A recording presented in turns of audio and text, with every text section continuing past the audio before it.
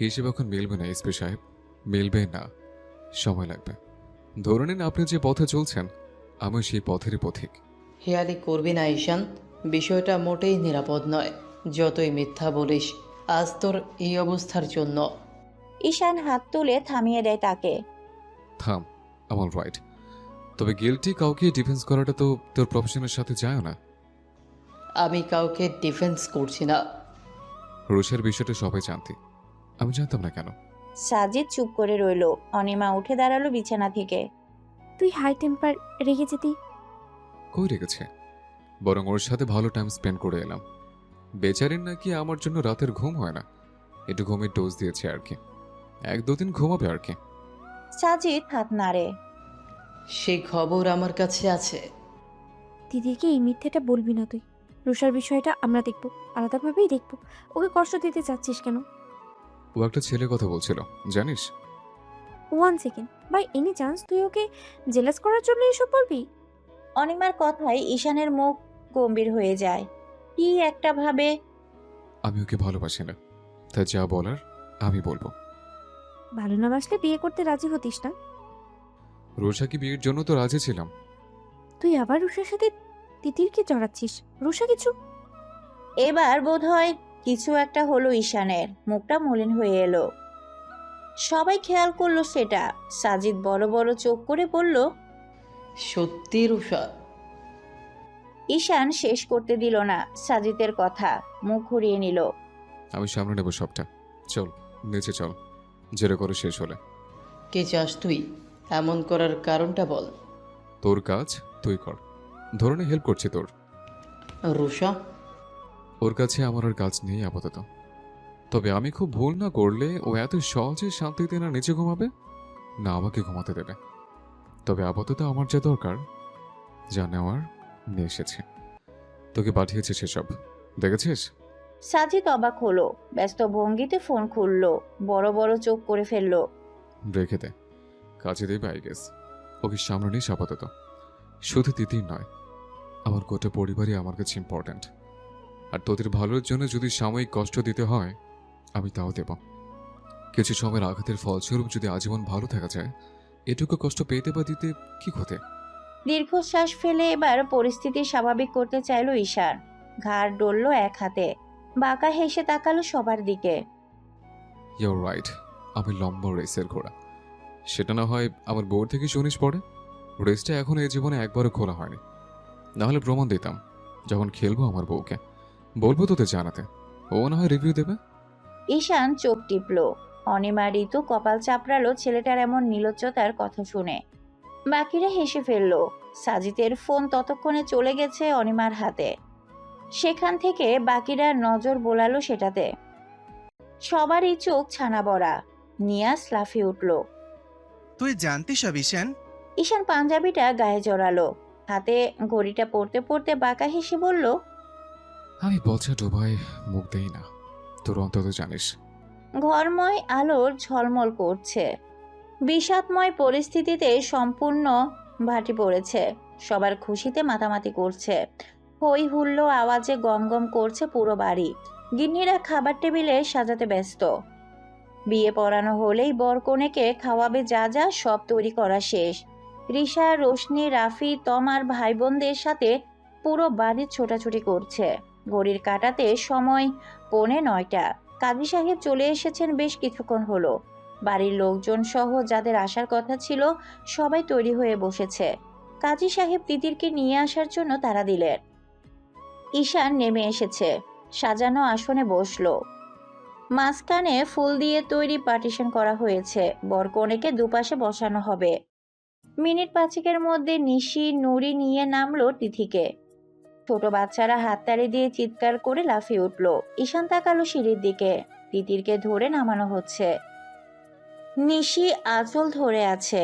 এক মুহূর্তের জন্য থমকে গেল ঈশানের মস্তিষ্ক। হার্ট বোধ হয় একটা বিট মিস করলো।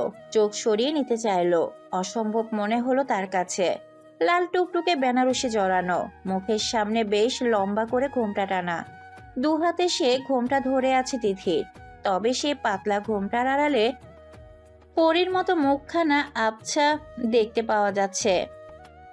স্বর্গের অপ্সরে জমিনে নামে কিনা তাদের দেখতে কেমন হয় তার জানা নেই, একদমই নেই। তবে আজকের পর সে কথা জিজ্ঞেস করলে তিথিরের এই রূপের বর্ণনা সে দিয়ে দেবে নিশ্চিত। নাইম সাজিদরা একে অপরের দিকে তাকালো। মুস্কি হাসলো ঈশানের ঘোর লাগা নজর দেখে। নিয়াজ ধাক্কা দিল, ধীরে গলায় ফিসফিস করে উঠল। হ্যাঁ রে, প্রথমে তো বললি বিয়েই করবি না। বলেছিলাম না ওকে লাল শাড়িতে দেখলে তোর মরণ নিশ্চিত। মিলল তো, বেটা মর এখন। চোখ সরিয়ে নিল ঈশার। তিথিকে বসানো হলো সামনাসামনি। ফুলের আড়ালে আপাতত আড়াল হলো নারী রূপের ফুলটি। বসা মাত্রই গা শিউরে উঠল তিথিরের। ঘোমটার আড়ালে আর চোখে দেখার চেষ্টা করলো ঈশানকে। আর কয়েক মুহূর্তর পর থেকে এই জনমে সেই জনমে আজীবনের জন্য মানুষটার সাথে তার জীবন বাঁধা পড়বে।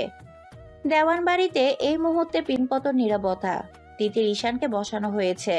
কাজী সাহেব বিয়ে পড়ানো শুরু করবেন। তিথিকে ঘিরে সব চাচিরা বোনেরা বসেছে। অনিমা আর নিশিতাকে ধরে দুপাশে বসে আছে। তিথিরের সাইডের চেয়ারে বসেছেন রাশেদ দেওয়ান। মেয়েটা এক প্রকার জলসর হয়ে আছে। রাহেলা দেওয়ান অদূরে শাশুড়িকে নিয়ে বসেছেন। নাইম ব্যস্ত হাতে ডিএসএলআর দিয়ে বিয়ের ফটো সেশনে ব্যস্ত। রাইসুল দেওয়ান বসেছেন ছেলের ঠিক পাশে। রিশা, রোশনি, রাফি অবশ্যই তাদের বড় ভাইয়ের দলে।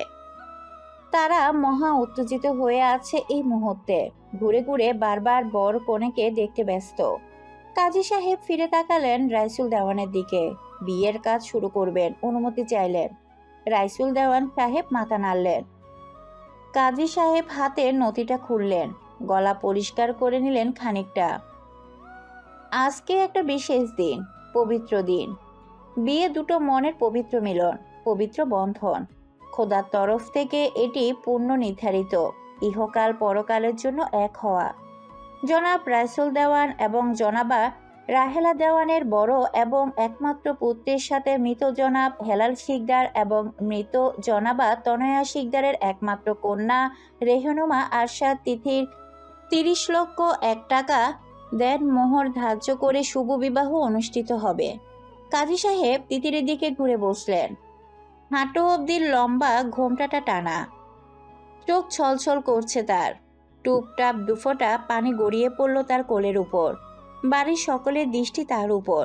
কাজী সাহেব পুনরায় নাম পরিচয় উল্লেখ করলেন তিথিরকে, তারপর স্পষ্ট গলায় বললেন, আপনি রেহমুনা আরশাদ তিথির 30 লক্ষ 1 টাকা দেনমোহর ঈশান আরশাদ দেওয়ারকে বিয়ের বৈধ স্বামী হিসাবে গ্রহণ করতে রাজি হলে কবুল বলুন।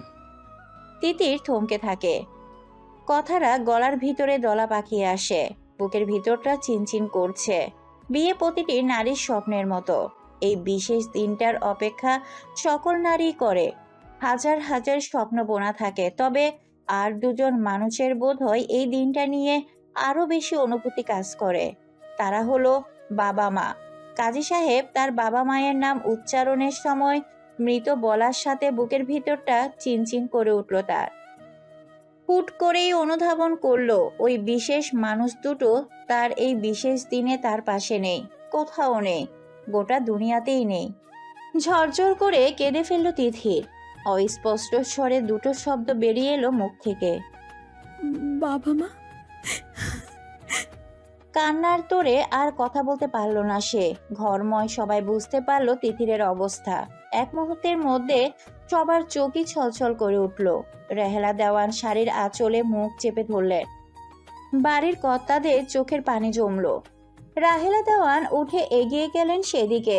নিশি সরে গিয়ে জায়গা দিল তাকে। আগলে নিলেন মেয়েটাকে। আলতো চুমু এঁকে দিল ললাটে। ওরা খুব খুশি হচ্ছে মা, খুব খুশি। তোর মায়ের ইচ্ছে ছিল এটা। আজকের দিনে তাদের আক্ষেপে কাঁদলে তারা কষ্ট পাবে না বল? তিথি জড়িয়ে ধরল শাশুড়িকে। রাহেলা মাথায় হাত বুলিয়ে দিলেন। আমি তোর মা না? গোটা জীবন এই দুই হাতে মানুষ করেছি। আমার মেয়ে তুই, খুব আদরের। আজকের পর থেকে সে সম্পর্ক আরও শক্তপোক্ত হলো মা। তুই আমার নারী ছেঁড়া ধন, একমাত্র ছেলের বউ। আমি কিন্তু তোর শাশুড়ি হতে পারবো না, তাই বলে কোনো কালে। আমি তোর মা, আজীবন মা থাকবো। কাঁদছিস কেন তাহলে?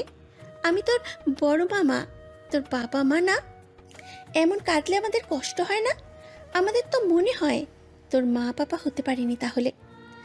তিথিরের অন্তর জুড়িয়ে গেল তার বড় মামনির কথায়। সত্যিই তো, এই মানুষগুলো কখনো ওকে বাবা মার অভাব বুঝতে দেয়নি, বিশেষ করে বড় মামা বড় মামনি। আজ তারাই ও শুভর শাশুড়ি।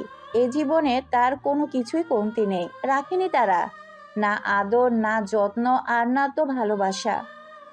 যাদের চলে যাওয়ার তারা চলে গিয়েছে, খোদার বান্দা খোদা নিয়ে গিয়েছে, এটাই ভূমিতব্য ছিল।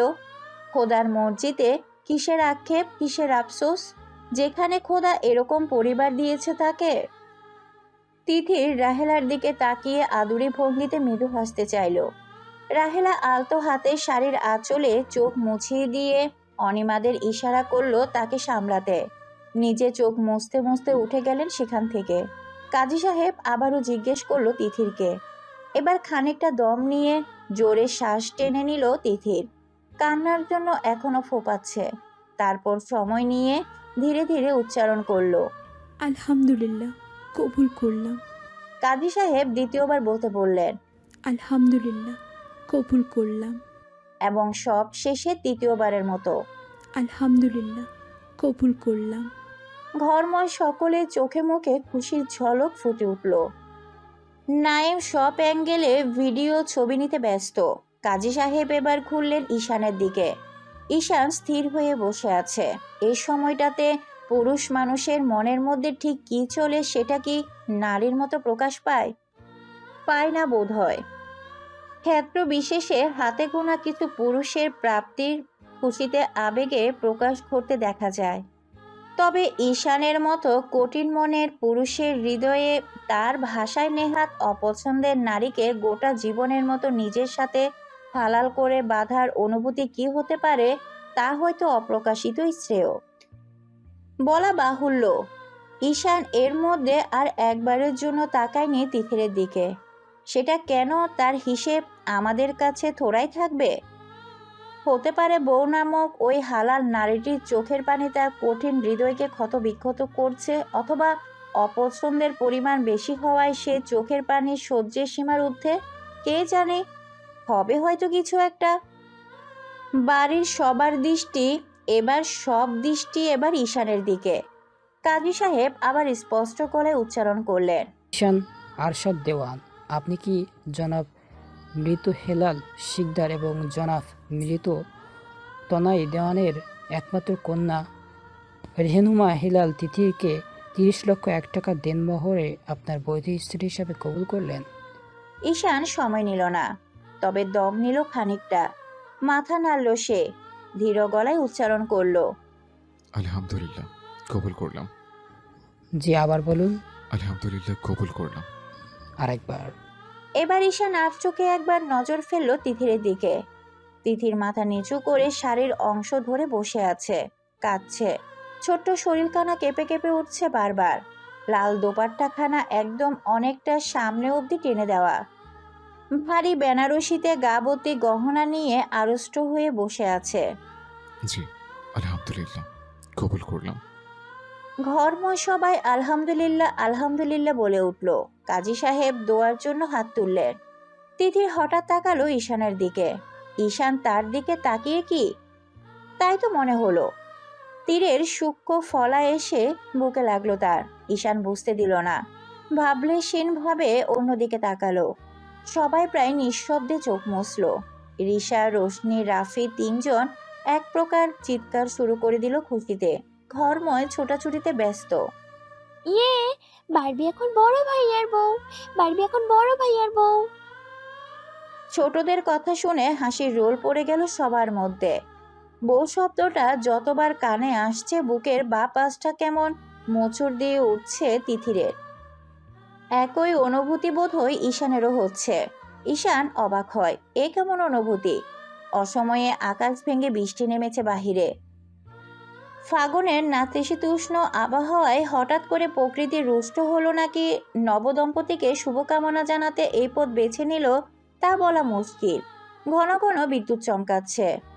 অন্যান্য বিয়ে শাড়ির থেকে এই বিয়ে ভিন্ন।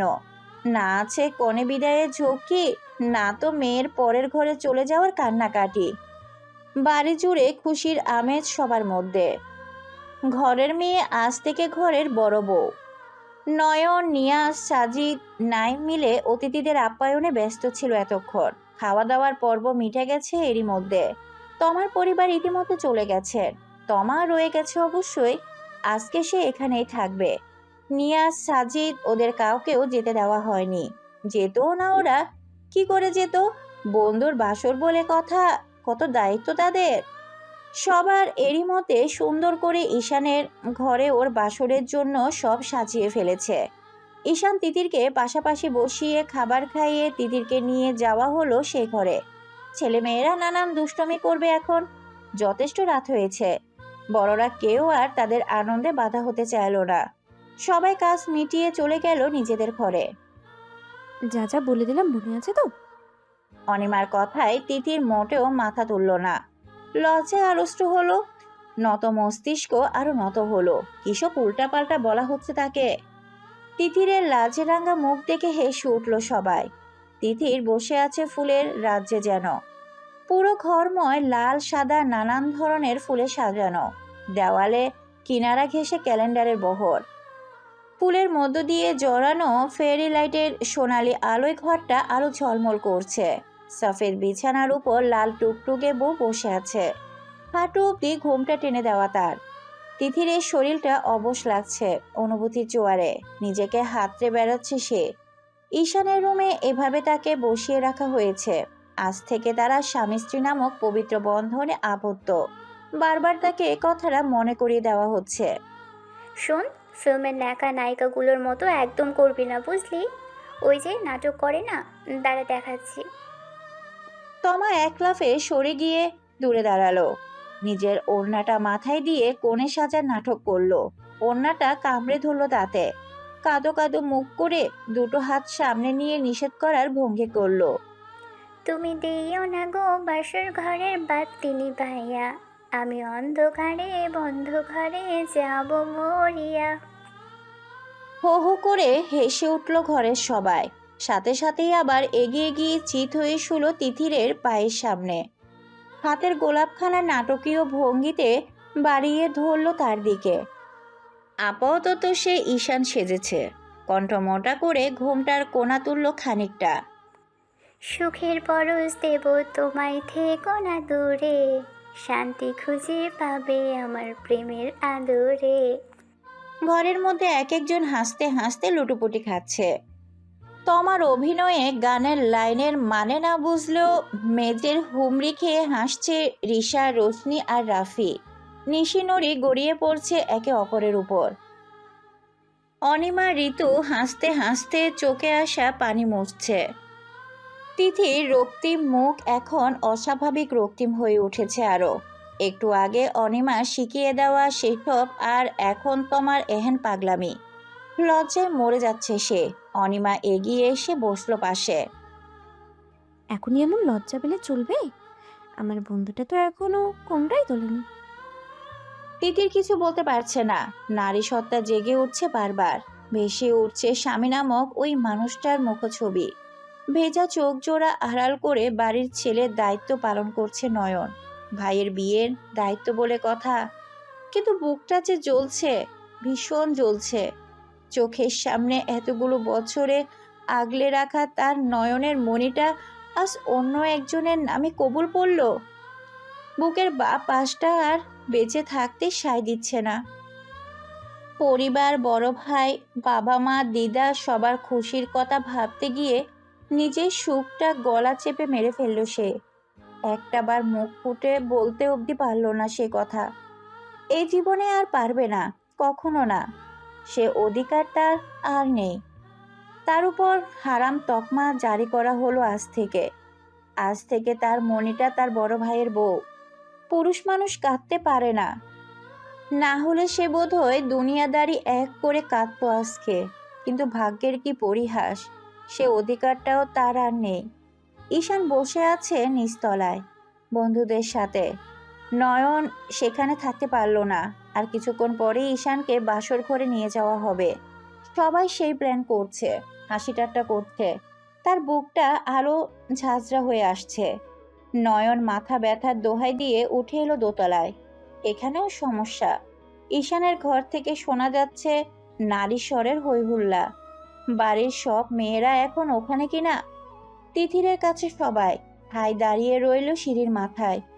ঘুরে নিজের ঘরে যেতে উদ্ধত হতে পেছন থেকে মেয়ে কণ্ঠের ডাক ভেসে এলো। নয়ন ভাই। তমার গলা। ভেজা চোখ জোড়া দ্রুত হাতে মুছে পেছন ফিরল নয়ন। হাসি মুখে তাকিয়ে রইল। ঈশানের ঘরটা বেশ ওদিকে হওয়ায় ছুটে এলো তমা। দাঁড়ালো নয়নের সামনে। হাঁপাচ্ছে মেয়েটা। কিছু দরকার? তমা দুদিকে মাথা নাড়ল। না তো, আপনাকে কি আমি শুধু দরকারেই খুঁজি? না, তা নয়। এত দৌড়ে আসলে ভাবলাম ওদেরকে কিছু লাগবে কিনা। না, লাগবে না। আপনাকেই খুঁজছিলাম তখন থেকে। কোথায় ছিলেন? নিচেই তো ছিলাম। সব কাজ শেষ? নয়ন মাথা ঝাঁকায়। ওদিকে কোথায় যাচ্ছেন? আমার রুমে। তমার মুখে ভাঁজ পড়ল। এ মা, এখন রুমে কেন? ঘুম দরকার একটু। তমা আকাশ থেকে পড়ল। বলেন কি? এখন তো বড় ভাইয়া বাসর ঘরে ঢুকবে। গেট ধরবো না আমরা ভাই বোনেরা? এমনি এমনি বউ দিয়ে দিব? বারবার ঈশানের বউ শব্দটা বিরক্ত করছে নয়নকে। ভয়ানক কষ্ট হচ্ছে। এই যেমন এখন হলো। মলিন হাসল। তোমরা করো, আমার প্রচন্ড মাথা যন্ত্রণা করছে। তমা সাথে সাথে চকিত হলো। দুপা এগিয়ে ব্যস্তভাবে হাত ছোঁয়ালো নয়নের কপালে। নয়নও চমকে গেছে তমার এহেন কার্যে। পিছিয়ে এলো খানিকটা। এ মা, আপনার শরীর তো গরম। ওষুধ খেয়েছেন? তেমন কিছু না, যাও তোমরা আনন্দ করো। নয়ন চলে যাওয়ার জন্য খুলল। তমার সামনে এসে দাঁড়ালো। খেয়েছেন কিছু? আপনাকে খেতে তো দেখলাম না। খাবার আর ওষুধ নিয়ে আসি কেমন? কোনো দরকার নেই, খেয়েছি। সত্যি তো? হ্যাঁ, এখন যাও ওদিকটাই, আমাকে নিয়ে ভাবতে হবে না। তমা আশ্বস্ত হলো কিনা বোঝা গেল না, তবে নরম গলায় ডেকে উঠল। নয়ন ভাই। নয়ন চলে গেছিল বেশ খানিকটা। আবার ডাকে তাকালো। আমাকে কেমন লাগছে বললেন না তো? খুব সুন্দর। নয়ন আর দাঁড়ালো না। নিজের ঘরে ঢুকে আটকে দিল দরজা। তমা কিন্তু খুশি হতে পারল না। নয়ন ভাই যতই বলুক খুব সুন্দর। সে বেশ খেয়াল করেছে নয়ন ভাই তাকে দেখেনি আদতে। বসার ঘরে দেওয়াল জুড়ে রাজত্ব করা পুরনো আমলের বিশাল দেওয়াল ঘড়ির কাঁটাটা টিকটিক করছে। অন্য দিনের থেকে আজ শব্দটা ঈশানের কানে এসে বেশ জোরে সোরে লাগছে। কই, অন্যদিন তো এই শব্দ কখনো খেয়াল করে না সে, শোনাও যায় না। বাহিরে তুমুল বৃষ্টি। দরজা জানালা আটকানো থাকা সত্ত্বেও সামান্য ভেন্টিলেটরে ছিদ্র দিয়ে সেই শব্দ ভেসে আসছে ঘরের ভিতরে।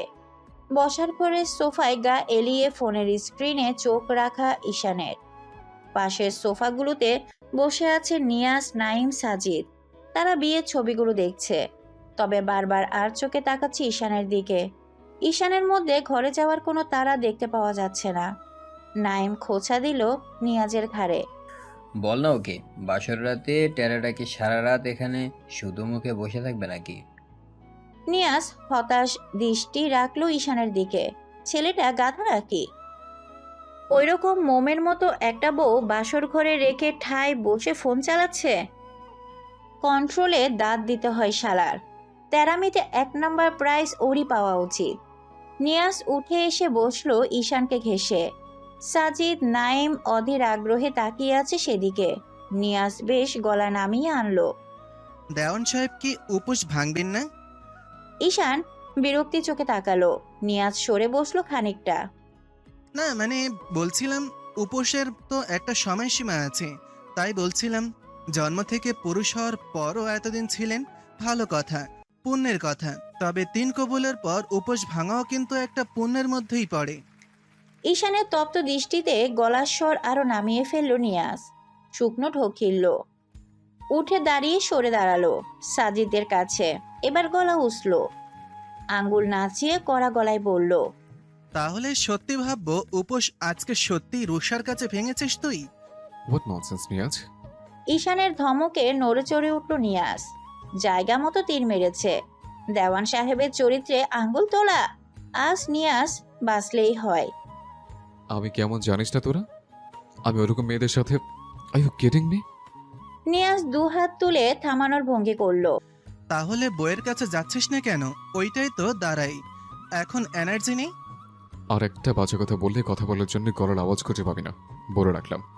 এবার সাজিদ উঠে দাঁড়ালো। তোকে সে ল্যাংটা কাল থেকে চিনি, নাটক করবি না। যাচ্ছিস না কেন ঘরে? তিতিরের প্রতি উইক হয়ে যাবে তাই? ওকে দেখলে আর তোর সোকল্ড ইগো জাহির করে তোর জ্বালাময় কথাগুলো বলতে পারবি না তাই? আমি ওর প্রতি কখনো উইক হব না। I don't even like her. কাকে বোঝাচ্ছিস সেটা? নিজেকে নাকি আমাদের? আমাদের হলে বলবো দরকার নেই, আমরা তোর থেকেও ভালো তোর মনের কথা বুঝতে পারছি। আর যদি বলিস নিজেকে বুঝ দিচ্ছিস, তাহলে বলবো তৃষ্ণা। অযথা নিজেকে কষ্ট দেওয়ার মানে হয় না। তবে খানিকটা থামলো সাজিদ। ঈশান নির্বিকার অন্যদিকে দৃষ্টি দিয়ে বসে আছে। তবে যদি কারণটা রুষা হয়, আমি বলবো আমি সামলে নেব সবটা। এর জন্য তোর বা তিতিরকে আমি সাফার করতে দেব না। ঈশান ফট করে মুখ তুলল। চোখ মুখের তপ্ততা মিলিয়ে গেছে। কেমন একটা অসহায় লাগলো সে দৃষ্টি। বন্ধুর এমন রূপ তারা কেউ দেখে অভ্যস্ত নয়। তবে ঈশান সামলে নিল সাথে সাথে। গম্ভীর গলায় বলল, সময় মতো সব হবে। সময়ের আগে আবেগের প্রকাশ বড় বড় মিশন খেটে দেয়। এটা নিশ্চয়ই তোকে বোঝাতে হবে না আমার। সাজিদ বন্ধুর কথা জবাব দিতে পারল না। বুঝতে পারল ঈশান কি বোঝাতে চায়। তার মানে তিথিরকে সে অ্যাকসেপ্ট করবে না, কষ্টই দেবে। তবে এই কথার পর তার দেওয়ার কথার কোনো যুক্তিই টেকে না। কারণ ঈশানের কথাটা শতভাগ সত্য। তার থেকেও বড় কথা, আবেগ চাপা দেওয়ার কারণটা নেহাত ছোট নয়। যে কারণে শুরুটায় এত ভয়ঙ্কর, সেই কারণে গোটাটাতে না জানি আরো কত কি জড়িয়ে আছে। তিথির এখনো ছোট। তার থেকেও বড় কথা, বয়স আন্দাজে ওই ধরনের দুনিয়া, সেই দুনিয়ায় ভয়ঙ্কর কার্যকলাপের সাথে সে মোটেও পরিচিত নয়। আবেগে ভাসিয়ে তার বিপদ ডেকে আনার থেকে ঢের ভালো সুখ যত দেরিতে আসে আর শেষ অবধি সে সুখ তাকে জড়িয়ে রাখে। আর রইল কথা ঈশান। হাসি পেল সাজিদের। সাজিদ ঈশানের ঘাড়ে হাত রাখে। ঈশান চুপ করে থাকে। যা ঘরে যা, যা বোঝাপড়া কর গিয়ে। তোর বউ তুই কিভাবে সামলাবি, তোর ব্যাপার। ঈশান উঠে দাঁড়ায়, ফোন কানা পাঞ্জাবিতে রাখে, ঘড়ির দিকে তাকায়। রাত 11:15। ঘরে যাওয়ার সত্যি তার বিন্দুমাত্র ইচ্ছে নেই, কিন্তু শরীর ক্লান্ত, অসম্ভব ক্লান্ত। আজকে সারাদিন যে ধকল গেছে, লম্বা ঘুম না দিলে চলবে না। ঈশান নিজের ঘরের সামনে এসে দাঁড়াতে ঘরের ভিতর থেকে সবার গলা শুনতে পেল। যা ভেতরে, লজ্জা পাচ্ছিস নাকি? ঈশান ঘুরে তাকায়। নিয়াজরা তিনজনই এসে দাঁড়িয়েছে তার পেছনে। বাঁকা হাসছে তিনজনই। ধরে ভিতরে নিব? আমাকে এত দুর্বল লাগছে? উফ, তবে ভিতরে যে আছে তাকে দেখতে হেবি। Shut up. অমনি অনি, ঋতুকে জিজ্ঞাসা কর। ওরা মেয়ে হয়ে আজকের দিনে তোর বউকে দেখে প্রশংসায় মুখে ফেনা তুলে ফেলছে। খোদা কেন তাদের ছেলে করে পাঠালো না? ঋতু তো আগেই বলেছে, জানলে ভাই একটা দত্তক নিত, বলতো বাপ মাকে এই বুড়ো বয়সেও, তাও তোর বউকে নিয়ে যেত। তোরা থামবি? অসহ্য লাগছে। তিনজনই শব্দ করে হেসে ফেলল। ভালোবাসি না, পছন্দ করি না বলতে বলতে হেদিয়ে মরা তাদের বন্ধু তিতিরকে দেখার পর রিয়েকশন কি হবে দেখার জন্য তর সইছে না কারোর। তবে বেশি আশা তারা মোটেও রাখেনি। এই ছেলে তো ভাঙবে তবু মস্কাবে না। ঈশানের সারা পেতে ঘরের ভিতর থেকে হুড়মুড়িয়ে বের হয়ে দরজা আটকালো সবাই। এ আবার কি সমস্যা? ঈশান ভ্রুজোড়া কুঁচকে ফেলল, কপালে ভাঁজ পড়ল। অনিমার দিকে প্রশ্ন চোখে তাকালো। আমার ঘরে আমি এখন যেতে পারবো না? পারবি, টাকা দে আগে। কিসের টাকা? কিসের টাকা মানে? পুরোপুরি বিয়ে করেছো, এমনি এমনি তার কাছে যেতে দেবো? খরচাও করতে হবে। ঈশানের এসব বিরক্ত লাগছে। এমনিতেই মন মেজাজ ভালো নেই, তার উপর শরীর ক্লান্ত। এখন এসব কাহিনী করার মানে হয়? আম সো টায়ার্ড অনি। শরীর খারাপ আছে, বোঝ একটু। যা বলার সকালে বলিস। সবাই জোরাজোরি করতে পারত, তবে ঈশানের অ্যাক্সিডেন্টের কথা মনে হতেই নিমিষে থেমে গেল সকলেই। সকালে দিবি তো? ঈশান মাথা নাড়ে। বাকিরা কথা বাড়ায় না। দুজনেই ক্লান্ত, তাদের মতো ছেড়ে দেওয়া উচিত। অনিচ্ছা সত্ত্বেও দরজা ছেড়ে সরে আসে সবাই। বি জেন্টেল, ওকে বাচ্চা মেয়ে। কথাটা বলে নিয়াজ দৌড়ে করিডোর পার হয়ে যায়। সবাই অট্টহাসিতে ফেটে পড়ে। ঈশান তপ্ত চোখে দেখে সবাইকে। সবাই এরই মধ্যে হাসতে হাসতে যার যার রুমের দিকে যাচ্ছে। ঈশান ধীর পায়ে ঢুকে ঘরের মধ্যে। আলো নেবানো গোটা ঘরে, তবে সারি সারি ক্যান্ডেল পুরো ঘর জুড়ে। হাত বাড়িয়ে লাইটের সুইচ চাপতে ফেয়ারি লাইটগুলো জ্বলে ওঠে। বিছানাটা তার ফুলের রাজ্য, থরে থরে সাজানো ফুল দিয়ে। সেখানে গুটিসুটি মেরে বসে আছে তিথির। বা পায়ের আঙ্গুলে অন্য পায়ের আঙ্গুল চেপে ধরে আছে। হাত কাঁপছে মেয়েটার। ঈশান দরজা আটকে ভিতরে আসে। ঘরের বড় ভাল্ব খুলে নেওয়া হয়েছে। অগত্যা এ অবস্থাতেই থাকতে হবে। শ্বাস নিতে কষ্ট হচ্ছে তার। কেমন একটা অস্থির অস্থির লাগছে। ঘামছে রীতিমতো। এসির রিমোট চেপে পাওয়ার কমিয়ে দিল। ঈশানের কোনো সারা শব্দ না পেয়ে তিথি ততক্ষণে ধীরে সুস্থে বিছানা ছেড়ে নেমে এসেছে। ঈশান তাকায় এদিক ওদিক। এই মেয়েকে তার দিকে এভাবে আসার কথাটা কে শিখিয়ে দিয়েছে? তিথি নিতু হয়ে পায়ে হাত দিয়ে সালাম করলো ঈশানের। ঈশান চমকে উঠেছে, 2 কদম পিছিয়ে গেল।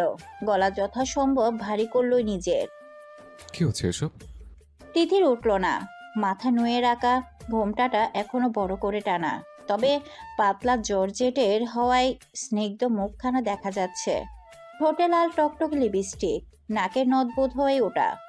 ঈশান নিজের দৃষ্টি সরিয়ে নেয়। শরীরটা কেমন একটা করছে। আগুন আর ঘি পাশাপাশি রাখার ফলাফল এটা। রাগ হচ্ছে তার। আসতে চাচ্ছিল না এই কারণেই। এটা নিয়ম, স্বামীর পাশে সালাম করতে হয়। স্বামী শব্দটা কানে বাজতে লাগলো ঈশানের। সরে গেল তিথিরের সামনে থেকে। টেনে দিল জানালার পর্দা। বাহিরের বৃষ্টি এক ফোঁটাও কমেনি, বরং উল্টো। এখন আরো ঝড়ো বাতাস বইছে। ধীরে সুস্থে নিজের পাঞ্জাবির উপরের কোটের বোতাম খুলতে লাগলো ঈশান। তিথির ঠাই দাঁড়িয়ে আছে সেখানে। ঈশান কেন কিছু বলছে না, বা তার এখন কি করা উচিত বুঝতে পারছে না সে। এ ভারী বেনারসিতে সারাটা দিন খুব অস্বস্তি হচ্ছে তার। ঈশান কোটিখানা খুলে রাখলো আলনার উপর। ধীরে ধীরে এগিয়ে এলো তিথিরের সামনে। বুকে দুরু দুরু ওটা আরো বেড়েছে তিথির। এই ঘরে পরিবেশটাই কেমন নেশা চড়ানো, তার উপর বাহিরে আজ বৃষ্টি। বুকের উপর 2 হাত ভাঁজ করে তীক্ষ্ণ দৃষ্টি রাখলো তিথিরের উপর। তিথির সে দৃষ্টি আজ পেয়ে লজ্জায় আড়ষ্ট হলো। এত লজ্জা পেতে হবে না, এগুলো খুলে ফ্রেশ হ। সারাদিন কিভাবে ক্যারি করছিস সেসব? লোকটা একেবারে নিরামিষ। নতুন বউকে এভাবে ধমকায় কেউ? ঘোমটা তুলে একবার দেখবে না মুখ? আগেই পাল্টাতে বলছে। তিথির নড়চড় না দেখে কপালে ভাঁজ পড়ল ঈশানের। এমনিতেই জ্বলন্ত আগুনের সামনে থাকা যায় না, তার উপর আগুন নিজ ইচ্ছায় ঠায় দাঁড়িয়ে আছে তাকে পোড়াতে। এত সহজে সে তো পড়বে না। তার সামনে অন্য পুরুষের কথা বলার শাস্তি তোলা আছে তো। ঈশান হঠাৎ তিথিরের ঘোমটাটা তুলে ফেলল। লাল দোপাট্টাখানা গড়িয়ে পড়ল মেঝেতে। তিথিরের শরীর কেমন শিরশির করে উঠল। ঈশানেরও একই দশা। শরীরের সব শিরা উপশিরা কেমন জেগে উঠতে চাইছে। চোখের সামনে অপসরি দাঁড়িয়ে আছে। গলা শুকিয়ে কাঠ হয়ে এলো তার হুট করে। খানিকটা এগিয়ে গেল তিথিরের দিকে। তিথির বুকের ভেতরটায় ঝড় উঠেছে। বাহিরে আজ কি ঝড়, তার দ্বিগুণ তো তার বুকের ভেতর। অনিমার বলা কথাগুলো মনে পড়তে মাথা ঝিমঝিম করে উঠল। ঈশানের হাত ততক্ষণে গাল স্পর্শ করেছে তার। খসখসে পুরুষালী হাত ঠান্ডা স্পর্শের ছোট্ট শরীরটা ঝাঁকি দিয়ে উঠল। শিহরণ বয়ে গেল গোটা শরীরে। চোখ বুঝে এলো, মাথা এলিয়ে দিল সে হাতের মধ্যে। 2 হাতে খামচে তুলল নিজের শাড়ির। ঈশান অনিমেষ তাকিয়ে আছে লজ্জায় তীর করে কাঁপতে থাকা তার বউ নামক নারীটির দিকে। সবাই ভুল বলেনি, সত্যি একটা পবিত্র ফুল মেয়েটা। নিষ্পাপ মুখখানা, রক্তিম হয়ে উঠেছে দুগাল নাকের ডগা। ঈশানের এই মেয়ের উপর সব অভিমান সে কখন ধুয়ে মুছে গেছে বাহিরের ওই বৃষ্টিতে। এখন তো প্ল্যান করে আসা কোনো কঠিন কথাই শোনাতে ইচ্ছে হচ্ছে না, বরং এই আগুন ঝলসে যেতে ইচ্ছে হচ্ছে। নিয়াজের ভাষায় এবার উপোসটা ভাঙতে ইচ্ছে হচ্ছে। ঈশান এখনো হাত সরায়নি। তিথিরের এতটুকুতেই শরীর ছেড়ে দিতে চাইছে। আজকের অনুভূতিটাই কেমন একটা অন্যরকম, প্রশান্তির। সরে যেতে পারছে না, চাইছেও না। সবাই বারবার বলে দিয়েছে আজ স্বামী যা চাই সেটা দিতে, নিষেধ না করতে। এমনিতেই কত ঝক্কি করে বিয়েটা হচ্ছে। ঈশান রাজি হয়েছে তার মতো করে চলতে আজ রাত, যাই করুক সে, বাধা না দিতে। ঈশানের চোখ পড়ে শাড়ির আঁচলের নিচে উন্মুক্ত ফর্সা ধবধবে লতানো কোমরটা।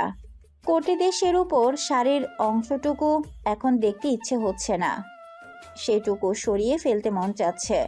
ঈশান তাকায় চোখ বুজে থাকা তিতিরের দিকে, ঘোর লাগা চোখ ফেরায় বাঁকানো কোমরের দিকে, হাত বাড়ায় সেদিকে। হঠাৎই কর্কশ স্বরে বেজে উঠে পকেটে থাকা তার ফোনটা। তার ফোনের সাউন্ড মোটেও কর্কশ নয়, তবে এই মুহূর্তে বড্ড অসহ্য লাগলো। এটা কল করার সময়। তিতির ততক্ষণে চমকে কয়েক পা পিছিয়ে গেছে, ধপ করে বসে পড়ল বিছানার কিনারায়। লজ্জায় চোখ তুলতে পারছে না মেয়েটা। ঈশান দেখল লাজে রাঙা সেই বউটাকে, ঠোঁটের কোণে বাঁকা হাসি এসে মিলিয়ে গেল। সবে তো শুরু, এ লজ্জা ভাগাবো অনেক লজ্জা দিয়ে, অপেক্ষা কর। মনে মনে কথাগুলো আউড়িয়ে পকেট থেকে ফোনটা বের করে এগিয়ে এসে দাঁড়ালো জানালার কাছে। নাম্বারটা অচেনা, কোনো ল্যান্ডলাইন থেকে আসা কল। কপালে চিন্তার ভাঁজ পড়ল, রিসিভ করলো ফোনটা। ওপাশের এক মুহূর্তের নীরবতার পর শোনা গেল কণ্ঠ। ঈশান দৃষ্টি রাখলো তিতিরের দিকে, বুকের ভিতরটা দুমড়ে মুচড়ে উঠল। ঈশানের স্বাভাবিক মুখ অসম্ভব কঠিন হয়ে এলো, হাতের মুঠ শক্ত করে ফেললো, দাঁত কিরমিরে উঠল। Don't, I say don't try to do anything wrong with her. ওপাশে ভয়ঙ্কর হাসি শোনা গেল। সে পাশের মানুষটা বোধ হয় আরো কিছু বলল। ঈশান আরশাদ দেওয়ান কি ভয় পেল সে কথায়? বুক কাঁপলো হয়তো। অসহায় দৃষ্টি ফেরালো তিথিরের দিকে। তিথির উল্টো হয়ে আছে, মাথা নোয়ানো। নতুন বউ একটু আগেই শুরু হওয়া স্বামীর সোহাগের লজ্জায় আড়ষ্ট। একটু পর সেই স্বামী নামক ব্যক্তি তাকে হয়তো আরো সোহাগে ভাসাবে, সেই ভয়ও খানিক আছে মনে। ঈশানের নিজেকে অসহায় লাগলো এবার। ফোনের লোকটা জবাবের অপেক্ষা করছে। ঈশান গলার আওয়াজ খাতে নামালো, তিথিরের কান পর্যন্ত যাতে না যায় কথাগুলো। এই মুহূর্তে তোর সময় ভালো, খেলা তোর ফেভারে, তাই আমি খানিকটা স্যাক্রিফাইস করলাম। তবে ভাবিস না ভয় পেলাম। ঈশান আরশাদ দেওয়ান তোদের মতো নরকেট খেয়ে ভয় পায় না। নিজের জীবনে বড় তো আরও নেই, তবে তোরা তো আবার সামনে থেকে খেলতে ভয় পাস, ছড়ি মারিস পেছন থেকে। ওকে, আই অ্যাগ্রিড। তবে আমিও সময় মতো সব বুঝে নেব। ঈশান আরশাদ এর থেকে কিছু কেড়ে নেওয়া ওদের সহজ লাগে, তারপর সে যদি হয় তার। বাকি কথা বলল না ঈশান। ফোন রাখ আর কাউন্টডাউন শুরু কর নিজের। তোর নামে বলি চড়াবো, সেদিনে না হয় আমার উপোস ভাঙবো তোর সামনে। এখন দিলাম সে পবিত্র ফুলটাকে কষ্ট। যা। ফোন কাটলো ঈশান, ফোনটা টেবিলে রাখলো। দু হাতে ডললো চোখ মুখ, মাথার চুল খামছে ধরলো। তাকালো তিতিরের দিকে, মেয়েটা এখনো ওভাবে বসে আছে। চোখ বুঝলো, দীর্ঘশ্বাস ফেললো। কি বলা যায় ভেবে চট করে গুছিয়ে ফেললো। এগিয়ে এলো তিথিরের সামনে। তিথির ঈশানের উপস্থিতি টের পেল, চোখ বুজে ফেললো সাথে সাথে। তোর সাথে আমার কিছু কথা আছে। তিথির মাথা নাড়ালো, মিনমিন করেই বলল, বলুন। কথাটা তোকে আমার অনেক আগে বলা উচিত ছিল, আই গেস, যখন তুই তোর প্রেমিকের কথা বলেছিস। তিতির চমকে তাকালো ঈশানের দিকে। প্রেমিক? কি বলছে এটা? রাহাত ভাই ওর প্রেমিক ছিল, এটা সে কখন বলেছে? আর আজ এটা নিয়ে আলোচনা করার সময়? ব্যস্ত হয়ে বলার জন্য উদ্যত হতেই থামিয়ে দিল ঈশান। আমাকে শেষ করতে দে, তোর লাইফে যেই থাকুক আমার মাথা ব্যথা নেই সেটা নিয়ে, কিন্তু আমার দিকটা তোর জানা দরকার। তিথি আগ্রহ নিয়ে তাকিয়ে আছে। ঈশান পিছনে রাখা নিজের হাতের মুঠে শক্ত করে ফেলল। বুকটা চিনচিন করছে, মুখটা যথাযথ কঠিন করে ফেলল। আমি তোকে ভালোবাসি না তিতির, আমার জীবনে অন্য কেউ আছে। এক মুহূর্তের জন্য মাথা শূন্য হয়ে গেল তিথিরের। ঈশানের মুখে ভালোবাসি না শব্দটা তার কাছে স্বাভাবিক লেগেছে, কারণ জানতো এটা সে। তার দিক থেকেও তো হুট করেই সব। ভালোবাসতে সময় তো লাগবে, তবে পরের কথাটা অন্য কেউ আছে মানে? হতবাক হয়ে তাকিয়ে রইল সে। প্রকৃতি আজ সত্যিই রুষ্ট। বৃষ্টির প্রকোপ তো বেড়েইছে, সাথে দমকা বাতাসের ঝাপটা। বাহিরে প্রচন্ড শব্দ, গাছটা ভেঙেও পড়েছে বোধহয়। তিথির বিছানা থেকে ততক্ষণে উঠে এসে দাঁড়িয়েছে ঈশানের মুখোমুখি। 6 ফুট লম্বা মানুষটার সামনে দাঁড়িয়ে কথা বলতে তাকে অনেকটা ঘাড় উঁচিয়ে কথা বলতে হয়। চোখে মুখে রাজ্যের বিস্ময় বিরাজ করছে তিথিরের। ঈশান মজা করার মানুষ নয়, একদমই নয়। ঈশানের মুখের দিকে তাকিয়ে শুকনো ঢোক গিলল সে। ধীর গলায় বলল, বিয়েটা আপনি করতে চাননি তাই না? ঈশান চোখে চোখ রাখল না, মাথা উপর নিচ করল। গম্ভীর কণ্ঠে জবাব দিল, হ্যাঁ। সারাদিন কি তার কাছে ছিলেন? হ্যাঁ, ছিলাম। এবারও ঈশানের কাটকাট জবাব। তিথির খেয়াল করলো তার গলাটা কেমন শুকিয়ে আসছে। বুকের ভিতরে এখনো ধরফর করছে, কিন্তু সেটা কেমন একটা যন্ত্রণাদায়ক। স্বাভাবিক গলায় বলল, না ফিরলে তো পারতেন, বিয়েটা হতো না। ঈশান এবার তাকালো তিথিরের দিকে। মাথায় লাল দোপাট্টা দিয়ে টানা ঘোমটাটা তো নিজেই একটু ওকে তুলেছে, সেটা অবহেলায় মেঝেতে পড়ে আছে। তিথিরের গায়ে ভেঙে বেনারসি পরা, চুলগুলো পেছনে খোপা করা, কপালে টায়রা পরা। খোপায় কি ফুল ওগুলো? নাম জানে না সে। কামিনী বোধ হয়, নাকি জুই। গা থেকে এখনো একটা গহনাও খোলা হয়নি। গলার কাজটা বেশ লাল হয়ে গেছে, সারাদিন এত ভারী গহনা পরে থাকায়। ফর্সা তোকে স্পষ্ট দেখা যাচ্ছে সেটা। বাহিরে বৃষ্টির দিকে তাকালো। গাছপালা এলিয়ে পড়ছে ঝড়ো বাতাসে। উদাস গলায় বলল, বাধ্য হয়ে আসতে হয়েছে, না হলে দিদা। ঈশান ভাই, আপনি আমাকে কখনো ভালোবাসেননি না? নিজের কথা শেষ হওয়ার আগে তিথিরের এহেন প্রশ্নে থমকে গেল। সে পিছনে থাকা হাতের মুঠো অস্বাভাবিক শক্ত হলো আরো। ও দুদিকে অপরাধীর মতো মাথা নাড়ল। আমার জীবনে রুষা ছাড়া আর কোনো মেয়ে নেই। সরি তিতির। তিথিরের মাথা কেমন একটা চক্কর কেটে উঠল। ঈশানের কথাটা কেমন দারুণ জোরে শোনালো। মেয়েটার নাম তাহলে রুষা? কই, এই নাম তো সে কখনো শুনেনি, কেউ বলেনি তাকে। ঈশানও না। ধরফর করা বুকটাকে শান্ত করতে চাইল জোরে শ্বাস নিয়ে, হলো না। আরো কিছু জিজ্ঞেস করতেও ভয় হচ্ছে তিথিরের। শোনার ক্ষমতা তার হবে তো? কাপা গলায় অবশেষে জিজ্ঞেস করলো, আর আমাদের বিয়েটা? বাধ্য হয়ে। আর আমাকে খুন করলেন কেন তাহলে? আমি তোকে বেঁধে রাখবো না। তিতির হেসে ফেলল। ঈশান চমকে তাকালো সেদিকে। মেয়েটার চোখে মুখে কোনো কঠিনতা নেই, চোখ দুটো কেমন একটা ছলছল করেছে। অসহায়ের হাসি, হেরে যাওয়ার হাসি, বেইমানি শিকার হওয়ার হাসি। বেঁধে ফেলেছেন ইতিমধ্যেই। 3 কবলের মানে জানেন? ঈশান নিজের মনটাকে পাথর চাপা দিল এক প্রকার। তোয়াল শক্ত করে কোনো মতে বলে, ডিভোর্স চাই আমার। মুক্তি দে আমাকে প্লিজ। আমি রুষাকে ছাড়া আর কাউকে বউ হিসেবে মানতে পারবো না। তিথিরের নিজের অন্য গ্রহের মানুষ বলে মনে হলো। পায়ের নিচটা কেমনটা শূন্য শূন্য লাগছে, শরীরে বল পাচ্ছে না। কোনো মতে অস্পষ্ট স্বরে উচ্চারণ করলো, বিয়ের প্রথম রাতে বলছেন ডিভোর্স দেবেন। এতটা স্বার্থপর কিভাবে হতে পারলেন আপনি? আমার জীবনটা কেন নষ্ট করলেন? বিয়ের আগে একবার অন্তত বলতে পারতেন অন্য কাউকে ভালোবাসেন আপনি। আমি এখানে থাকতাম না আজকে। ঈশান সে আগের মতো কঠিন মুখে দাঁড়িয়ে আছে। তিথিরের চোখে চোখ রাখছে না। অপরাধবোধ হচ্ছে কি সত্যি? কি করতে পারে সে? কিছু তার হাতে নেই এই মুহূর্তে। ক্ষমা করিস আমাকে, আমি তোকে কখনো ভালোবাসতে পারবো না। তিথিরের বুক চিরে চিৎকার করে বেরিয়ে এলো। আকাশ পাতাল এক চিৎকার করতে ইচ্ছে হলো। এক মুহূর্তের জন্য মনে হলো এই সময়টা যদি মিথ্যে হয়ে যেত, কোনো দুঃস্বপ্ন হতো। চোখ খুলে দেখতো ওই সাজানো গোছানো ফুলের রাজ্যে ওই পাষাণ মানুষটার বুকে মাথা রেখে ঘুমিয়ে আছে। এমনটা তো হতেও পারতো নাকি? তিথি কোনো মতে নিজেকে সামলানোর চেষ্টায় ব্যস্ত। ভালোবেসে তো তারা কেউই বিয়ে করেনি, বাধ্য হয়ে মনকে মানাতে হয়েছে। রাহাতকে যখন ফোনে পাচ্ছিল না, কিছুতেই যোগাযোগ করতে পারছিল না, অপরাধ বোধে জর্জরিত হয়ে তবুও নিজের মৃত বাবা মা, নানা নানু সবার কথা ভেবে রাজি হতে হয়েছে তাকে। বিয়ের খোদার মর্জি, সেই মর্জি মানতে হবে। বিয়ের পর না হয় ভালোবাসবে।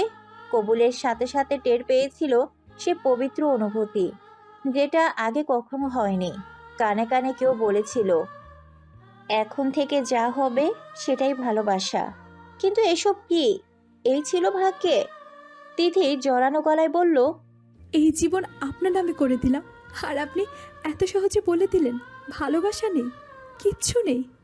ঈশানের চোখ জোড়া হঠাৎই রক্তিম বর্ণ ধারণ করেছে। কারণটা কি ধরতে পারা গেল না।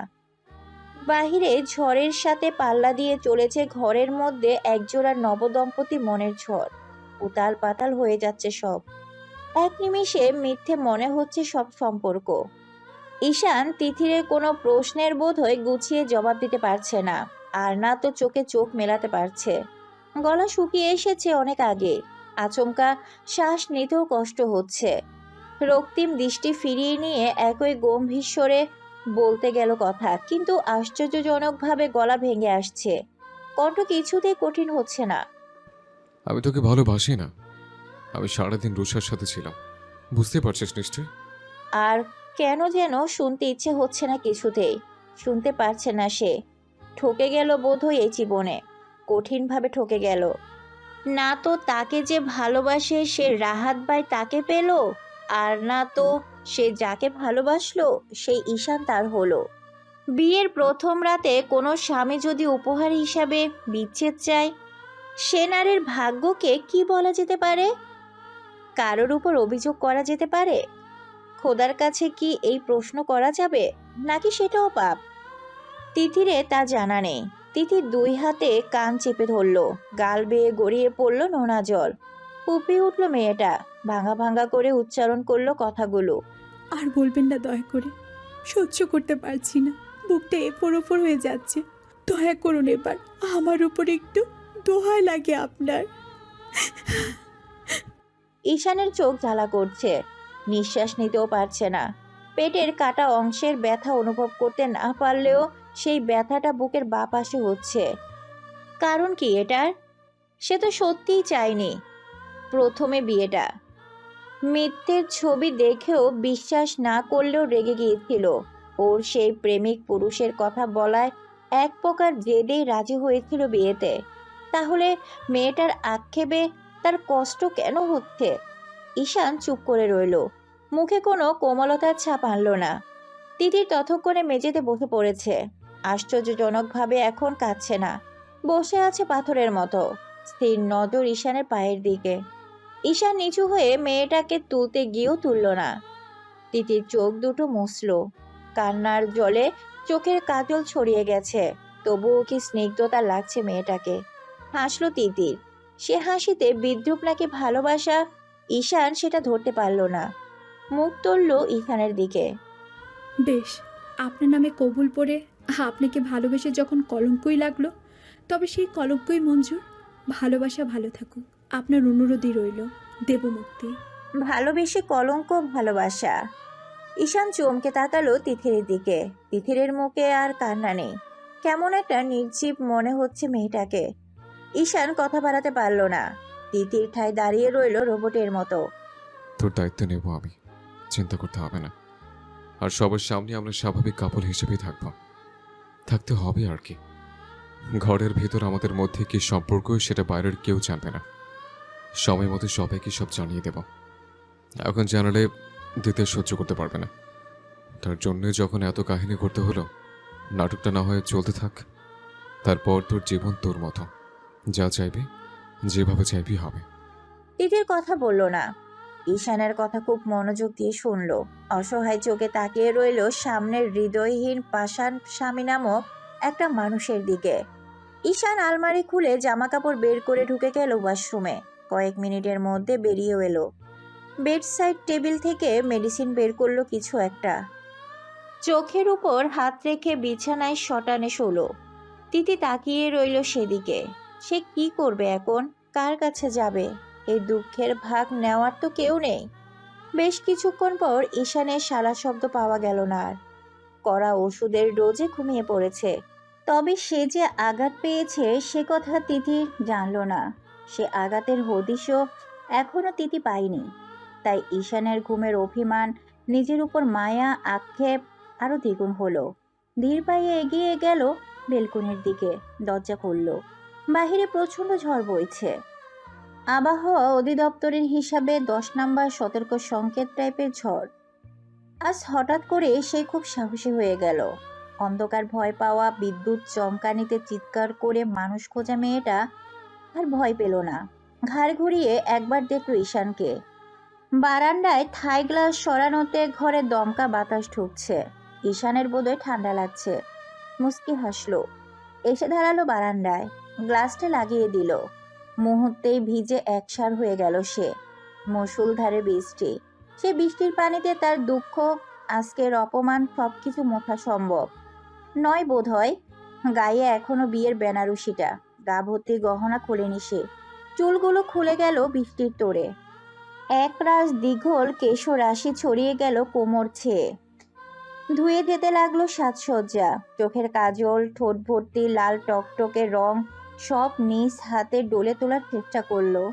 বসে পড়ল সেখানেই, এক হাতে মুখ চেপে গগন বিদারে কান্নার শব্দ আটকালো। অদ্ভুত ইচ্ছে হচ্ছে তার, দৌড়ে গিয়ে ঈশানের বুকে ঠাঁই নেওয়ার ইচ্ছা। খুব করে ইচ্ছাটা হচ্ছে। তিথি পাগলের মতো হেসে উঠল। বেনারসির আঁচলখানা দু হাতে নিয়ে পরখ করলো। বুক চিরে চিৎকার বেরিয়ে আসলো। আকাশের দিকে তাকিয়ে চিৎকার করে কেঁদে উঠল। খোদা, কিসের শাস্তি নিলে তুমি? কিসের শাস্তি? বিয়ের রাতে স্বামী বলছে সে অন্য নারীকে ছুঁয়ে এসেছে, এটা প্রাপ্য ছিল আমার। এটা কি করব এখন আমি? কার কাছে যাব? কি করব? জবাব দাও। ঝড়ো বাতাসে তীক্ষ্ণ শব্দের ঢাকা পড়ে গেল মেয়েটার সে কলিজা ছেঁড়া আর্তনাদ। লুটিয়ে পড়া শরীরটা ছেড়ে দিল উন্মুক্ত টাইলসের উপর। উপর হয়ে পড়ে চিৎকার করে কাঁদতে লাগলো। গায়ে বেনারসি খানা টেনে হিসড়ে ফেলতে চাইল। প্রকৃতি আজ বোধহয় আর শান্ত হবার নয়। না বৃষ্টির এক বিন্দু কমলো, আর না তো ঝড়ের গতি। একে অপরের সাথে পাল্লা দিয়ে বেরিয়ে চলেছে দুটো। আচমকা কোথা থেকে এক গাছের ভাঙা ঢাল এসে ছুঁয়ে গেল তার ডান হাত। মুহূর্তের মধ্যে চামড়া ছিঁড়ে গেল, গল গল করে রক্ত ভেসে গেল আশপাশ। দুর্বল শরীর, মানসিক চাপ কোনোটাই আর তার ছোট্ট মস্তিষ্কে নিতে পারছে না যেন। শরীর তো বল শূন্য। সে ওখান থেকে জোর করে ওঠার চেষ্টাও করলো না। এই প্রলয়ঙ্কারী আবহাওয়া আজ তার মনের উপর ভয় ধরাতে পারল না, বরঞ্চ আরও সে প্রলয়ের দৃষ্টি রেখে জড় পদার্থের মতো বসে রইল মেয়েটা। অনুভূতিগুলো আজ কাজ করতে চাইছে না। মাথার ভিতরটা ফাঁকা হয়ে আসছে। ভোর অন্ধকারের মধ্যে ঘর থেকে ভেসে আসা ফেয়ারি লাইটের সোনালি আলোর রোশনি তার গায়ে পড়েছে। আধখোলা লাল বেনারসি গায়ে, এলোমেলো চুলে জবজবে অবস্থায় পড়ে রইল সেখানটায়। কতক্ষণ সে বরফ শীতল বৃষ্টির ফোঁটাগুলো তার গায়ে পড়তে অনুভব করলো তা জানা নেই, তবে জ্ঞান হারালো খুব দ্রুত। সারাদিন বিয়ে বাড়ির এত এত কাজকর্মের পরেও এখনো নিজেদের রুমের ঘুমাতে যায়নি কেউ। রাত বাজে 1:30। সবাই মিলে আড্ডায় মেতেছে সাজিদ অনিমার জন্য বরাদ্দাকৃত রুমটায়। রিশা, রোশনি, রাফিকে জোর করে নিয়ে যাওয়া হয়েছে ঘুমানোর জন্য। বাকিরা এখনো এখানেই। সবার আলোচনার বিষয়বস্তু অবশ্য ঈশান আর তিথি। সাজিদ চোখ কুঁচকে শুয়ে আছে অনিমার কোলে মাথা রেখে। তার প্রচণ্ড মাথা ব্যথা, কিন্তু আড্ডা দেওয়ার মোটও 16 আনা। বিছানার আরেক পাশে নিশি, নুরি আর ঋতু বসা। সামনে সোফার উপর নাইম আর নিয়াজ। নিয়াজ বারবার আর চোখে দেখছে নিশিকে। মেয়েটা গাল ফুলিয়ে বসা। আজ আবার সে কি করলো তার হিসেব তো কিছুতেই মিলছে না। মেয়ে মানুষ নিয়ে এই এক সমস্যা। কেন রাগ করলো নিজেরাই জানে না। তোদের কি মনে হয় ঈশান কি করবে? সাজিদ কপাল ডোলে নাইমের কথায়, পিছলে হাসে। সেটা কিভাবে বলি? ওই শালা 1 নম্বরের কিরকিচে। এই রেগে যায়, এই সব শান্ত। এখন কি করছে ওই জানে। চল একবার দেখে আসি, শব্দ টব্দ পাওয়া তো যাবেই। মানে কিছু হলে। নিয়াজের ঠোঁট কাটা কথার কুশন ছুঁড়ে মারল নিশি। চোখ রাঙিয়ে তাকালো। নিয়াজ বাঁকা হাসলো, কুশনটা জড়িয়ে নিল বুকের মধ্যে। সবার মুখটা ফাটা বিলনের মতন হলো কেন? কি আশ্চর্য! নর্মাল বিষয় এটা। শব্দ না হওয়াটাই তো খারাপ দেখায়, তাই না? পারফরমেন্স ভালো হলে শব্দটাও জোরে হবে। আহ নিয়াজ, থামবি তুই? নাইমের ধমকেও নিয়াজ থামল না, বরঞ্চ সবার ধমক, নিশির চোখ রাঙানো সব উপেক্ষা করে একই রকম বিজ্ঞান মতো তার উল্টাপাল্টা বুলিগুলো হাওড়াতে লাগলো। চল না দেখে আসি, ওরকম পুতুলের মতন বউ রেখে শালা কেমনে আজ রাগ দেখায় দেখবো। সাজিদ দুদিকে মাথা নাড়ে। একে একে সবার দিকে অসহায় দৃষ্টি বোলায় নিয়াজ। সবাই নাকচ করে দেয়। নিয়াজ বেশ হতাশ হলো। নিশি মনে মনে এই বেহায়ার লোকটাকে নিয়ে মহাবিরক্ত। ভাইয়াটাও তার, বোনটাও তার। তাদের বাসরে কি হচ্ছে সেটা শুনতে যাওয়ার জন্য ছটফট করছে এই অসভ্য লোকটা, তাও আবার তারই সামনে। ন্যূনতম লজ্জাবোধ যদি থাকে, এই নির্লজ্জ লোকের প্রেমে সে কিভাবে পড়েছিল ভাবতে মেজাজ খারাপ হয়ে আসে। নুরির ফোনে ক্রমাগত কল এসে যাচ্ছে। সে বারবার কেটে দিচ্ছে কলটা, উসকুস করছে রুম থেকে বের হবার। নিশির চোখ এড়ায়নি সেটা।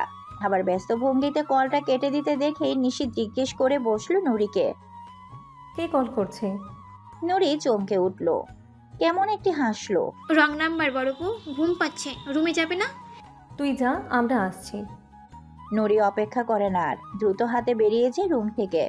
নিজের রুমে এসে দরজা আটকে বুকে হাত দিয়ে শ্বাস ছাড়ে। অল্পের জন্য ধরা পড়েনি আজকে, বিছানায় গা এলিয়ে দিল। কল ব্যাক করলো কাঙ্ক্ষিত নাম্বারটাতে। ওপাশের মানুষটার অভিমান জড়ানো গলা শুনতে পাওয়া গেল। কখন থেকে কল করছিলাম ম্যাডাম? নুরি মিষ্টি হাসলো। আমি তো বলেছিলামই সময় মতো কল করব। রাত 2টো বাজে, আপনার সময় কখন হতো? আমার বুঝি ঘুম পায় না? ঘুমাবো তো। না করছিলাম। আপনার সাথে কথা না বলে এই 3 বছরে একদিনও ঘুমিয়েছি আমি? নুরি হেসে ফেলল, প্রশান্তির হাসি। জানোই আজ একটা মজার ঘটনা আজকে লক্ষ্য করলাম হুট করেই। কি বলো তো? বড়পুর বয়ফ্রেন্ডের নাম নিয়াজ, বলেছিলাম না তোমাকে? নিয়াজ ভাই, বড় ভাই আর বন্ধু। তোমার নাম তো ইয়াজ, মিল দেখেছো? ইয়াজ শব্দ করে হাসলো। কাকে ডাকবে খেয়াল রাখো।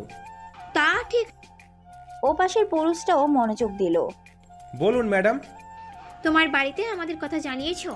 খানিক সময় নিয়ে জবাব এলো ওপাশ থেকে। জানাবো। নুরিকে অধৈর্য লাগলো। আর কত পরে, 3 বছর হয়ে গেল।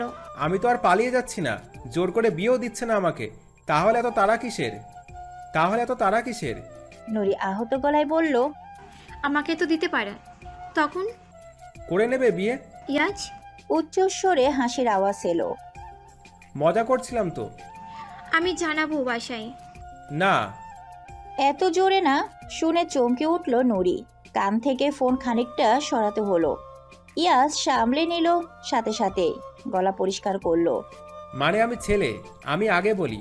মেয়েদের বাড়িতে জানালে দেখবে 2 দিন পর থেকে সম্বন্ধ নিয়ে আসে তোমার পরিবার। তা ঠিক বলেছ। তা বললে না তো আজকে কিসের ব্যস্ততা তোমার এত?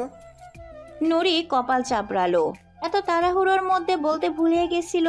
আফসোসের সুরে বলল, তোমাকে জানাবো। তুমি তো কয়েকদিন ফোনই ধরছো না, তোমাকে নেটওয়ার্কেও পাই না। বড় ভাই আর বারবির বিয়ে হলো। ওপাশের ব্যক্তি চমকে উঠল বোধ হয়, গলায় একরাশ বিস্ময়। ঈশানের বিয়ে? বারবি মানে তোমার ওই ছোট্ট ফুফাতো বোনটা না? হ্যাঁ, গল্প করতাম না। Wow, interesting. কাজিন লাভ।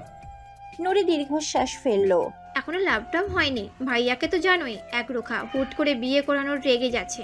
তবে সেই রাগ দূরে রাখতে পারবে না। দেখো, বারবিকে কাছে পেলে সব কন্ট্রোলে পানি ঠেলে ভাইয়া ঠিক গলে যাবে। নুরি, রাখি কেমন? সকালে আবার হসপিটালে ছুটতে হবে। তার কথাগুলো কি ইয়াজ শুনলো না? এভাবে এড়িয়ে গেল কেন? তবে সে কথা জিজ্ঞেস করা হলো না। নুরি ব্যস্ত হয়ে শোধালো, ফিরবে কবে? সামনের সপ্তাহে সম্ভবত। আন্টির শরীর এখন ঠিক আছে। কল কেটে গেল। ফোনের হোম ওয়ালপেপারে দেওয়া ছবিটায় ঠোঁট ছোঁয়ালো। বাসায় জানাবে সে, কাউকে না জানালেও অন্তত নিশিয়ান, নয়ন আর ঈশানকে জানাবে। কয়েকদিনই তো হলো। ইয়াস বারবার চাকরির দোহাই দিচ্ছিল, এখন সেটাও পেয়েছে। সেটেল হয়েছে, তার পড়াশোনা চলবে। বিয়ের পর কি পড়াশোনা করে না মানুষ? করে তো। এই যেমন তার বারবিটার বিয়ে হলো। কত বয়স মেয়েটার? তাতে কি ওর জীবন আটকে থাকবে? থাকবে না তো। তার বড় ভাইয়া ঠিক পড়াশোনা করাবে। ইয়াচু তো তাকে পড়াশোনা করাবে, ক্যারিয়ারে সাপোর্ট করবে। সেটা সে খুব ভালো করেই জানে। তাহলে সমস্যা কোথায় আর? তাছাড়া ইয়াজের মা অসুস্থ। সে ছেলে মানুষ হয়ে আর কতটা যত্ন নিতে পারে? সে বউ হয়ে গেলে মায়ের মতো আগলে রাখবে একদম। পুরো দেওয়ান বাড়িতে নিস্তব্ধতা, মধ্যরাত। সবাই ক্লান্ত শরীরে অবশেষে যার যার রুমে চলে গিয়েছে। বাড়িতে এই মুহূর্তে একটা কাক পক্ষীও জেগে নেই। বলা বাহুল্য প্রকৃতির তাণ্ডব এখনো থামেনি, আর না তো বিন্দুমাত্র কমেছে। টানা বৃষ্টিতে বাহিরে হাঁটু সমান পানি জমে গেছে প্রায়। অসময়ে এমন বৃষ্টির কারণ সবারই অজানা। ঈশান চোখ পিটপিট করে তাকালো, ব্যথায় মুখ কুঁচকে গেল। ওষুধের ডোজ নেওয়ার টাইম হয়েছে। শরীরটা ভীষণ ম্যাচম্যাচ করছে। ধীরে সুস্থে বিছানায় হেলান দিয়ে বসলো। বেডসাইড টেবিল থেকে ব্যথার ওষুধ বের করে খেলো।